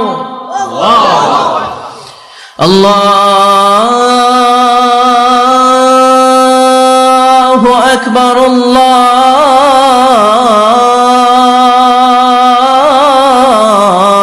আল্লাহু আকবার। কি সুরেলা আজান, কাবার আজান। আজান হতে দেরি, আজান হতে দেরি। যদি 20-30 তলা হোটেলের কোন ছাদ থেকে আপনি খেয়াল করেন, দেখবেন মৌমাছির মতো ডানে বায়ে সামনে পেছনে চারিদিক থেকে সারে আল হিজরা দিয়ে, সারে আজিয়াদ রোড দিয়ে, গাজ্জা দিয়ে, জারওয়াল দিয়ে, মেসফালা দিয়ে, ইব্রাহিম খালিলি দিয়ে মানুষগুলো কাবার দিকে ঢুকতে শুরু করেছে, ঠিক কিনা? আবার বিশ্বনবী বলতেন, মক্কা তো হাব্বুল বিলাদ ইলাইয়া, মক্কা শহর আমার কাছে সব চাইতে প্রিয় শহর। লাউলা উখরিজিতু লামা খারাজতু, মক্কার কুরাইশরা কাফেররা যদি এই শহর থেকে জোর করে আমারে বের করে না দিত, আমি কোনোদিন মক্কা ছেড়ে দূরে যেতাম না। সুবহানাল্লাহ পড়ে। বিশ্বনবীর জন্মস্থান এই শহর, যেখানে বিশ্বনবী জন্মেছেন ওইখানে আছে মাকতাবা, লাইব্রেরি। কি আছে? হজ ওমরা যারা করেছেন তারা দেখবেন ওখানে গেলেই ফ্রিতে বই দেয়। কি দেয়? বিশ্বনবীর জন্মস্থানে গেলে যেই ভাষার হন, বাঙালি গেলে বাংলায়, ইংরেজ গেলে ইংরেজিতে, পাকিস্তানিরা গেলে হিন্দিতে, সবাইকে ফ্রিতে বই দেয়া হয়। তার মানে বিশ্বনবীর জন্মস্থানে গেলেই বই পাওয়া যায়, ঠিক কিনা? বিশ্বনবীর জন্মস্থানের ঠিক পাশেই আবু জাহেলের জন্মস্থান। ওইখানে কি আছে জানেন? হ্যাঁ, হাম্মাম, হাম্মাম আবি জাহাল। বাঙালি হাজিদের বুক ভরা ঘৃণা তার জন্য। বাঙালি হাজিরা বলে, আবু জাহিল্লার টয়লেট কই, যাইয়া সব ভরাই দিয়ে শোনো। জেদ্দাতে নেমেই খুঁজতে আরম্ভ করে, আবু জাহিল্লার টয়লেট কই। সবাই বলে, এই না জেদ্দায় আসলেন, মক্কা তো 80 কিলো দূরে, আপনি যাবেন, ওমরা করবেন, বিশ্রাম নেবেন হোটেলে, এরপরে জিয়ারা যখন করায় তখন ওখানে নেয়। কিন্তু নাইম্মাই কই আবু জাহিল্লার টয়লেট কই। কি ক্ষোভ তার প্রতি, না? কি ক্ষোভ আর ঘৃণা। আর বিশ্বনবীর জন্য অন্তর ভরা ভালোবাসা আছে না নাই? এজন্য ইসলাম হচ্ছে শান্তির ধর্ম। জঙ্গিপনা যারা করে, সন্ত্রাসবাদের কথা যারা সমাজে উস্কে দেয়, তাদের জন্য ইসলামে কোনো শান্তি নাই। আবু জাহেল ছিল সন্ত্রাসদের লিডার, ঠিক কিনা? Leader of the all terrorist, কুখ্যাত ইন্টারন্যাশনাল সন্ত্রাসী আবু জাহেল। আর বিশ্বনবী ছিলেন মুজাহিদ। বিশ্বনবী কি ছিলেন? মুসা আলাইহিস সালাম ছিলেন মুজাহিদ। ফেরাউন ছিল কুখ্যাত সন্ত্রাসী আর জঙ্গি, ঠিক কিনা? সাইয়েদনা ইব্রাহিম ছিলেন মুজাহিদ আর নমরুদ ছিল জঙ্গি, ঠিক কিনা? যারা ইসলামের পক্ষে কথা বলে তারা মুজাহিদ, আর যারা ইসলামের বিপক্ষে তারা সন্ত্রাস আর জঙ্গি। চিল্লায় বলেন ঠিক কিনা? সে আল্লাহ ডেকে বললেন, গোলামুত্তিনি ওয়াজ-যাইতুনি ওয়া তুরি সিনিন ওয়া হাযাল বালাদিল আমিন। 3 ফলের কসম, জাইতুনের কসম, তুর পাহাড়ের কসম, বিশ্বনবীর জন্মস্থান মক্কাতুল মুকাররমার কসম। 4টা জিনিসের কসম কেটেছে কে? আল্লাহ। কয়টা জিনিসের? চারটা জিনিসের কসম কেটে আল্লাহ একটা কথা বলবেন, ওই কথাটার গুরুত্ব বেশি না কম? লাকাদ খালাকনাল ইনসানা ফি আহসানি তাকওয়িম। সবাই পড়েন, লাকাদ খালাকনাল ইনসানা ফি আহসানি তাকওয়িম। নিশ্চয় আমি মানুষের চেহারাটারে, আকৃতিটারে বড্ড চমৎকার আকৃতি দিয়ে তৈরি করেছি। সুবহানাল্লাহ। মানুষের মতো কোনো সুন্দর প্রাণী পৃথিবীতে নাই, আছে? গরু দেখবেন সবগুলোর চেহারা একরকম, কুকুরের অলমোস্ট সব কুকুরের কেন্দ্রীয় চেহারা এক, সব ছাগলের কেন্দ্রীয় চেহারা এক, কিন্তু একটা মানুষের সাথে আরেকটা মানুষের চেহারা মিলে? আমার সাথে হুজুরের চেহারার মিল আছে? হুজুরের সাথে ভাইয়ের, ভাইয়ের সাথে আপনার। 700 কোটি মানুষ নাকি পৃথিবীতে এখন আছে। এই 700 কোটির সাথে একটার লগে আরেকটার মিলে? কত 700 কোটি ময়রা কবরে ভূত হয়ে রয়েছে, একটার সাথে আরেকটার মিল ছিল? আরো কত 700 কোটি যে কিয়ামতের আগে আসবে, একজনের সাথে আরেকজনের চেহারার কোনো মিল খাবে? এরপর আপনি হিউম্যান অ্যানাটমি নিয়ে গবেষণা করেন, পায়ের পাতা থেকে শুরু করে মাথার তালু পর্যন্ত একটার পর একটা অঙ্গ এমন ভাবে আল্লাহ তৈরি করেছে, পৃথিবীর কোন ডিজাইনারের কোন ডিজাইন দ্বারা এটাকে মাপজোক আর পরিমাপ করা সম্ভব না। চিল্লায় বলেন ঠিক কিনা?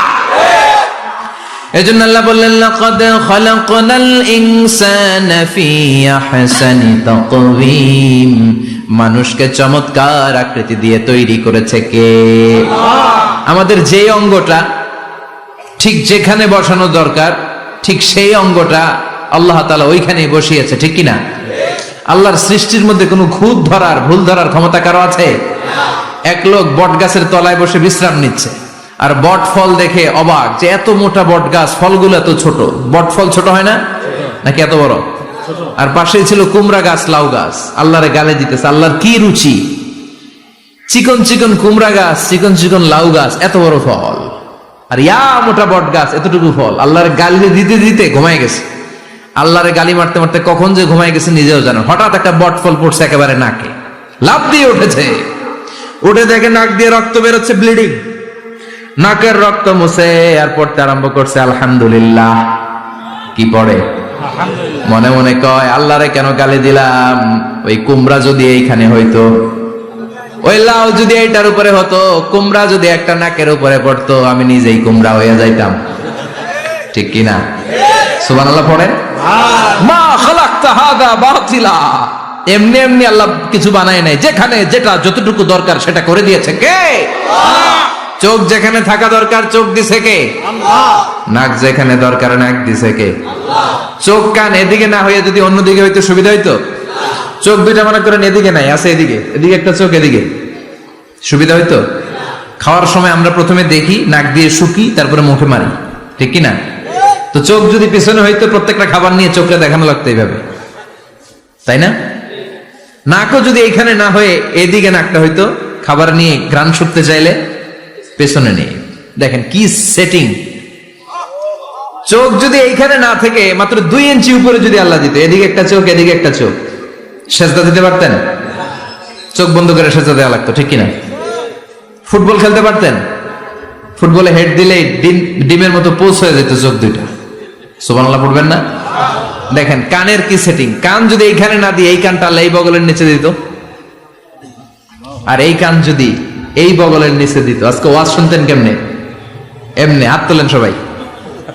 1.5 ঘন্টা আজারি সাহেবের আলোচনা এমনি থাকেন, 1.5 ঘন্টা হাত দুইটা তুলে থাকা যায় তো? হাত নামাইলে ওয়াজ শোনা যায় না, হাত উঠাইলে শোনা যায়। সুবহানাল্লাহ পড়েন। যেখানে যেটা যেভাবে দরকার দিয়ে দিয়েছে কে? আবার এখানে এয়ার ক্যানেল দিলেন। অনেকে কয় এগুলো দিছে কেন? এই ক্যানেল কিন্তু দরকার। ক্যানেল না থাকলে আপনার কথা ঢুকবে না, আপনি বুঝবেন না। অনেকের এই কানের ডিফেক্ট আছে, ডিফর্ম বেবি, এই রোগ নিয়ে জন্মাইছে, কানে মেশিন লাগানো লাগে, এই ক্যানেলের সমস্যা। এটা কেটে দিলে আপনি কান কাটা রমজান, কান কেটে দিলে আপনি কান কাটা রমজান হয়ে যেতেন। এই ক্যানেল দিয়ে ঘুরে ঘুরে সাউন্ড ওয়েভ গুলো যায়, ফলে আমরা শুনতে পাই। এই ক্যানেল না থাকলে শুনতে পেতাম না। তার মানে মা খালাকতা হাযা বাতিলা, এমনি এমনি কিছু দেয় নাই। 206টা হাড্ডি দিয়ে আমাদের মানুষের দেহ, ছোট্ট হাড্ডিটা আল্লাহ দিয়ে দিছে এখানে। এটার ভিতরে একটা ড্রাম আছে, এটার বলে এয়ার ড্রাম। সাউন্ড ওয়েভ শব্দ তরঙ্গ এয়ার ড্রামে নক করে, এরপরে outer air, middle air, inner air হয়ে ইলেকট্রিক্যাল সিগন্যালের মাধ্যমে যাই দেখে যায়, ব্রেনের সাথে কানেক্ট হতে হলে ইলেকট্রিক্যাল সিগন্যাল দিয়ে কানেক্ট হতে হয়। এই সাউন্ড ওয়েভ শব্দ তরঙ্গগুলো ইলেকট্রিক্যাল সিগন্যাল দিয়ে ট্রান্সমিট হয়ে ব্রেনের হেয়ারিং নার্ভ, শুনবার যে স্নায়ু, ওইখানে নক করে। নক করা মাত্রই শব্দ তরঙ্গ আপনার শুনবার অনুভূতি জাগায়। এই সূক্ষ্মাতি সূক্ষ্ম কাজ কত ছোট্ট আর অল্প সময়ে করে দিচ্ছে কে? চোখ দিয়ে তাকানো মাত্রই দেখি কত রঙের রং দেখি। Human eyes can identify, can recognize more than 10 million colours. আমার কথা না, চক্ষু বিশেষজ্ঞদের কথা। মানুষের চক্ষু 10 মিলিয়নেরও বেশি রং, 1 মিলিয়নে 10 লাখ, 10 মিলিয়নে 1 কোটি, 1 কোটিরও বেশি ধরনের রং এই চোখ শনাক্ত করতে পারে। সাইজ মাত্র 2 মিলিমিটার। ছোট্ট এই চোখ দিয়ে এত কিছু দেখার সুযোগ দিয়েছে কে? এই দুটি চোখ দিয়েছি বলে দেখো যে কত অপরূপ নয়নাভিরাম, খেতে খামারের জোড়ায় জ্বালা বিধুর ধূপ, তোমারে দেয়া চোখের শুকুর জানাবো তারে ভাষা কই, যতই দেখি ততই যেন পলক ছাড়া চেরই। সুবহানাল্লাহ পড়ে। যতই দেখি ততই যেন পলক ছাড়া চেরই। এভাবে আমাদের দেহের প্রতিটি অঙ্গ সেটআপ করেছে কে? আল্লাহ। আল্লাহু আকবার। এজন্য রব্বুল আলামিন বলেন, লাকাদ খালাকনাল ইনসানা ফি আহসানি তাকওয়িম, আমি মানুষকে সবচাইতে সুন্দর আকৃতিতে তৈরি করেছি। সুবহানাল্লাহ। আমরাই শুধু মাথা উঁচু করে দাঁড়াতে পারি, গরু এরকম মাথা উঁচু করে দাঁড়াতে পারে? গরুর মাথা নিচে, ছাগলের মাথা নিচে, সবার মাথা নিচে। মানুষই 2 পায়ে ভর করে শির দ্বারা, মানে স্পাইনাল কর্ডের উপর টান টান হয়ে মাথাটা উঁচু করে এইভাবে দাঁড়ায়। পৃথিবীতে একটাই সৃষ্টি, এজন্য আল্লাহ সৃষ্টির নাম দিয়েছে আশরাফুল, যে মাখলুকাতের কাছে নূরের ফেরেশতাও সেজদা দিতে বাধ্য হয়েছে। ঠিক কিনা? তুমি মাটির আদমকে প্রথম সৃষ্টি করিয়া ঘোষণা করিয়া দিলে শ্রেষ্ঠ বলিয়া, তাই তো নূরের ফেরেশতা করে আদমকে সেজদা। ঠিক কিনা? তাই তো নূরের ফেরেশতা করে আদমকে সেজদা, সবার চেয়ে সম্মান দিলে মাটির আদমকে। আল্লাহু আল্লাহু তুমি জাল্লে জালালুহু, শেষ করা তো যায় না গে তোমার গুণগান। আল্লাহু আল্লাহু। সুবহানাল্লাহ পড়েন। আশরাফুল মাখলুকাত বানালেন। এত বৈচিত্র্য মানুষকে আল্লাহ দিয়েছেন, বিবেক দিয়েছেন, আবেগ দিয়েছেন, বাক শক্তি, কথা বলার ক্ষমতা। কোন প্রাণীর আছে? সুবহানাল্লাহ কইবেন না? বিবেক দিয়েছেন, আবেগ দিয়েছেন, বাক শক্তি দিয়েছেন, উপলব্ধি করবার মতো ক্ষমতা দিয়েছেন। আশরাফুল মাখলুকাত বানিয়েছেন এই মানুষকে। এই মানুষের মধ্যে আল্লাহ অনেক ক্যাপাসিটি দিয়েছেন। আবার আল্লাহ বললেন, ওয়ামিন আয়াতিহি খালকুস সামাওয়াতি ওয়াল আরদি ওয়াখতিলাফু আলসিনাতিকুম ওয়া আলওয়ানিকুম ইন্না ফি যালিকা লাআয়াতিন লিল আলিমিন। আমার সৃষ্টির মধ্যে অসাধারণ সৃষ্টি, আকাশ এবং জমিন সৃষ্টি, গায়ের রঙের ভিন্নতা, ভাষার ভিন্নতা। সুবহানাল্লাহ। আমরা কোন ভাষায় কথা বলি? কথা বলেন? আপনি কি মনে করছেন সারা ওয়ার্ল্ডে এই ভাষায় কথা বলে? ইন্ডিয়ানরা বলে হিন্দিতে, ইংরেজরা বলে ইংরেজিতে, আরাবিয়ানরা বলে আরবিতে। ঠিক কিনা? আমার দেশের বাইরের প্রথম সফর ছিল 2008-এ। সেই থেকে এক যুগ চলছে এখন সফর। ওই সফর যে কত দরকার ছিল, ওই সফরের আগে এই গ্লোবাল ইসলামকে দেখার সুযোগ আমার হয়নি। মানুষের যে কত ভিন্নতা, কত ভাষায় যে মানুষ কথা বলে।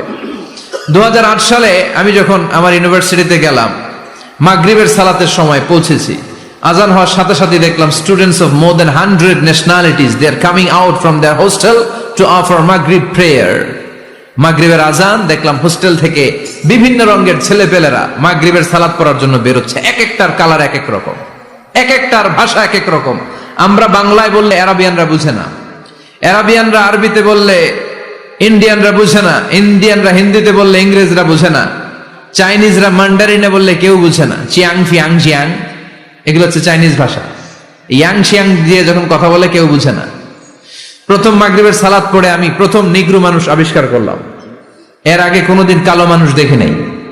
সালাম ফিরে ডানে দেখি এক নিগ্রু, বায়ে দেখি আরেক নিগ্রু। আমি মনে করছি কেরামান কাতিবিন। এই নিগ্রু দেখে আমি দিছি দৌড়। সবাই কই দৌড়ান কেন? আমি বললাম এরা কারা? আমারে বলা হলো এরা আপনার বন্ধু। এরা কি? এই কালো লোক নাকি আমার বন্ধু। বললো 5 বছর এই নিগ্রুদের সাথে আপনার থাকতে হবে। 100টারও বেশি দেশের ছাত্র আমরা একসাথে থেকেছি। কারো ভাষা কেউ বোঝে না, কারো গায়ের রঙের সাথে কারো গায়ের রঙের মিল নাই। চিল্লায় বলেন সুবহানাল্লাহ। এজন্য রব্বুল আলামিন বললেন লাকাদ খালাকনাল ইনসানা ফি আহসানি তাকওয়িম, আমি মানুষকে চমৎকার আকৃতিতে তৈরি করেছি। সুম্মা রাদাদনাহু আসফালা সাফিলিন, তারপর মানুষকে আমি আবার নিম্নমুখী করেছি। মানুষের সৌন্দর্যটা সবসময় থাকে না।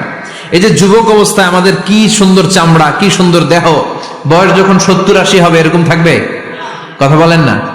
এই কালো দাড়িগুলো সাদা হয়ে যাবে, বয়সের ভারে মিজানুর রহমান আজহারি নুজ্জ হয়ে যাবে, লাঠি লাগবে। তখন স্টেজে উঠবে, হায়াতে বাসায় থাকলে লাঠি নিয়ে উঠতে হবে। কথা কন। আমার নানা ভাইরে দেখতাম গাড়িতে একটা লাঠি রাখতো। পীর সাহেব গোলাম সাদেক সাঈদী গাড়িতে সবসময় লাঠি। এই লাঠি নিয়ে গাড়ি থেকে বেরোতো, লাঠি দিয়ে সিঁড়ি বেয়ে উঠতো, মাঝে মাঝে আমরা ধরেও উঠাতাম। তো উনি কি এরকম ছিল না? একদিন ইয়াং তাগড়া যুবক, রং ধরা যৌবন, জং ধরে শেষ থাকে না। আসফালা সাফিলিন এর 2টা তাফসীর। একটা হচ্ছে ইলা আরযালিল উমর, সব সময় মানুষ যুবক থাকে না, একটা সময় তারে বৃদ্ধ বানিয়ে দেয় কে? আবার আল্লাহ বুঝালেন মানুষ ভালো হলে অনেক ভালো হয়, খারাপ হলে অনেক খারাপ। মানুষ ভালো হলে ফেরেশতার চেয়ে ভালো, মানুষ খারাপ হলে পশুর চেয়েও খারাপ। কথা বলেন ঠিক কিনা? এক পশু আরেক পশুরে মারে না, এক পশু আরেক পশুরে হত্যা করে না, কিন্তু মানুষ মানুষের মারে কি মারে না? A lion never kills a lion, a dog never kills a dog, an elephant never kills an elephant. একটা হাতি একটা হাতিরে মারে না, কুকুর কুকুরে মারে না, কিন্তু মানুষ মানুষকে মারে কিনা? এজন্য আল্লাহ বললেন লাকাদ খালাকনাল ইনসানা ফি আহসানি তাকওয়িম সুম্মা রাদাদনাহু আসফালা সাফিলিন ইল্লাল্লাযীনা আমানু ওয়া আমিলুস সালিহাতি ফালাহুম আজরুন গায়রু মামনুন। 2 শ্রেণীর মানুষের এই বিপদ নাই, যারা ঈমান এনেছে, সৎ কর্ম করেছে। কার কথা? তবে ঈমানটা হতে হবে নির্ভেজাল। ওই ঈমানে শিরকের কোনো ছিটেফোঁটা থাকতে পারবে? তাহলে ওই ঈমান আপনারে মুক্তি দিবে। চিল্লায় বলেন ঠিক কিনা? ওয়া আমিলুস সালিহাত, নেক কাজ করে, সৎ কাজ করে, ফালাহুম আজরুন গায়রু মামনুন, তাদের জন্য এমন প্রতিদান আছে যেটা শেষ হবে না। আমাদের জন্য সবচেয়ে বড় প্রতিদান হচ্ছে জান্নাত। মুমিনের জন্য সবচেয়ে বড় পাওয়া হচ্ছে জান্নাত। চিৎকার করে বলতে হবে সবচেয়ে বড় প্রতিদান কি? মালিক তুমি জান্নাতে, তোমার পাশে আমায় একটি ঘর বানিয়ে দিও, একটি ঘর বানিয়ে দিও সে বিভীষিকাময় মহাদিনে, তোমার প্রতিবেশী করে নিও। মালিক তুমি জান্নাতে, তোমার পাশে আমায় একটি ঘর বানিয়ে দিও। পড়েন আমিন। চিল্লায় পড়েন আমিন। তার মানে যারা ঈমান আনবে, নেক কাজ করবে, তাদের হারাবার কিছু নাই। চিল্লায় কোন ঠিক কিনা? আমাদের হারানোর কিছু আছে? আমরা মল্লে শহীদ, বাঁচলে মল্লে শহীদ, বাঁচলে। এজন্য ঈমানটা হতে হবে পাকা ঈমান। ঈমানদার কখনো পথ হারায় না। ঈমানদার ভরসা রাখে কার উপর? আপনি যদি ঈমানের পক্ষে থাকেন, কোরআনের পক্ষে থাকেন, ইসলামের পক্ষে থাকেন, আপনার উপর আযাব আসবে, গজব আসবে, বিপদ আসবে, নবীদের উপর যেমনি এসেছে। ঠিক কিনা? ঝুঁকি যদি আসে, ভয় যদি আসে, আপনার উপর আযাব যদি আসে, শাস্তি যদি আসে, অত্যাচার আসে, মুমিন কখনো ভয় পায়? কথা বলেন। মুমিন কখনো পথ হারায় না, মুমিন কখনো আশা ছাড়ে না। চিল্লায় বলেন ঠিক কিনা? কারণ মুমিন খুব ভালো করে জানে রাত্রি যত গভীর হয়, সুবহে সাদিকের সময় কাছে আসতে থাকে। কথা বলেন। গর্ভবতী মায়ের পেটের ব্যথা যত বাড়তে থাকে, নতুন মেহমান আসার সময় কাছে আসতে থাকে, তেমনি ইসলামের পক্ষে যারা কথা বলে, ইসলামের পক্ষে যারা লড়াই করে, হকের ব্যাপারে যারা বাতিলের বিরুদ্ধে আপোষহীন, তাদের উপর যত অত্যাচার আসবে ইসলামের বিজয়ের সময় কাছে ঘনাতে থাকবে। চিল্লায় বলেন ঠিক কিনা? ইসলামের বিজয় মিষ্টি কথায় আসে না। ইসলামের কথা, ইসলামের বিজয়টা এমনি এমনি আসে না। সে আল্লাহ বললেন, ইল্লাল্লাযীনা আমানু ওয়া আমিলুস সালিহাতি ফালাহুম আজরুন গায়রু মামনুন ফামা ইউকাযযিবুকা বা'দু বিদ্দীন আলাইসাল্লাহু বিআহকামিল হাকিমিন। ও নবী, এরপরেও কোন জিনিস তাদেরকে ইসলাম থেকে দূরে রাখে? তাদেরকে জিজ্ঞেস করেন, আমি কি শ্রেষ্ঠতম বিচারক নই? সব বিচারকের শ্রেষ্ঠ বিচারক কে? কার বিচারে কোনোদিন জুলুম হয় না? চিল্লায় বলেন।